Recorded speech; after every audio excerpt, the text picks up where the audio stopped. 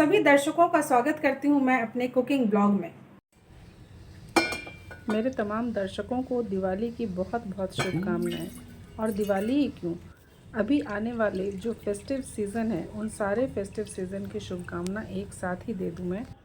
और आज मैं बनाने जा रही हूँ रसगुल्ला, बंगाल का प्रसिद्ध रसगुल्ला। हालांकि नाम बंगाल का है पर पसंद ये सभी प्रांत के लोग करते हैं और अमूमन सभी लोग इसे खाना भी बहुत पसंद करते हैं।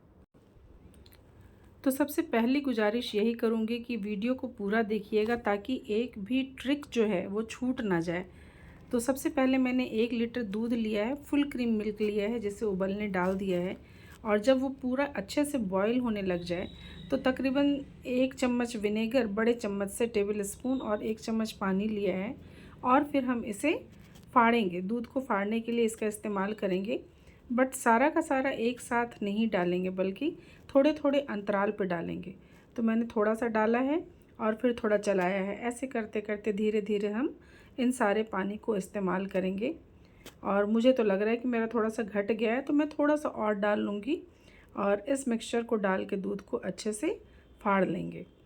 तो कई स्टेप्स में बनता है रसगुल्ला, बनाना बहुत ही आसान है। इनफैक्ट कई बार जब हम दूध उबालते हैं और वो फट जाता है, छेना बन जाता है, तो उस केस में भी हम इसे आराम से बना सकते हैं। तो अब आप देख सक रहे होंगे ये बहुत ही अच्छे से फट चुका है। ये पहला स्टेप है क्योंकि हमें रसगुल्ला बनाने के लिए छेना बनाना नितांत आवश्यक है, इसीलिए पहला स्टेप ये है और इसे हमने पूरी तरह से तैयार कर लिया है। अब आप देख सकते हैं पानी और छेना बिल्कुल अलग अलग हो गया है। तो इसके बाद हम इसे छान लेंगे। अब यहाँ पे सूप छानने वाली जो छन्नी है उसका इस्तेमाल मैं कर रही हूँ। और आपके पास ऑप्शन है कि आप इसे चाहें तो पतले मलमल के कपड़े में बांध के रख दीजिए, पर मैं इसे यहीं पे थोड़ा सा दबा दबा के सारा पानी निकाल दूँगी। इस तरीके से सारा पानी निकलने के बाद इसे ठंडा होने के लिए छोड़ देंगे और इसका इस्तेमाल तब करेंगे जब ये पूरी तरह से ठंडा हो जाएगा।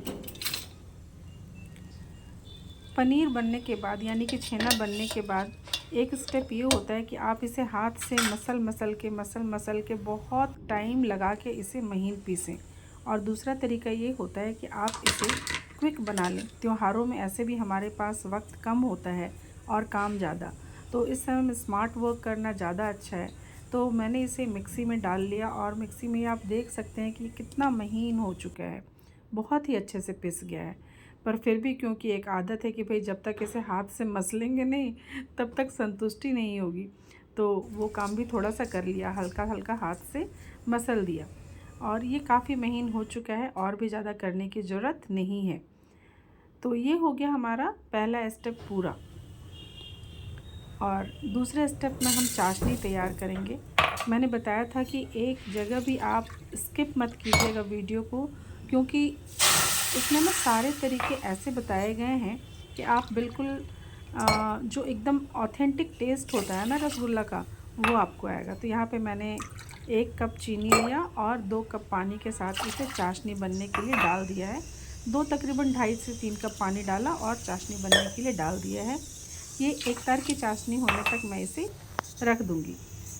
हल्का सा गल जाए चीनी और तकरीबन 1 तार की चाशनी जब बराबर जब हो जाए तब तक के लिए छोड़ दूँगी। दूसरी तरफ मैंने 1 कप चीनी के साथ 5 कप पानी लिया है और इसको मैंने उबलने डाल दिया है। और ये हमारा तैयार हो चुका था। आप देख रहे हैं कि अच्छे से पकड़ में आ रहा है, पर इसके बाद भी थोड़ा सा इसमें कुछ और मिक्स करना होगा और वो एक अहम हिस्सा है, इसीलिए उसे स्किप मत कीजिएगा। और इस समय हम लोग इसमें डालेंगे 1 चम्मच मैदा।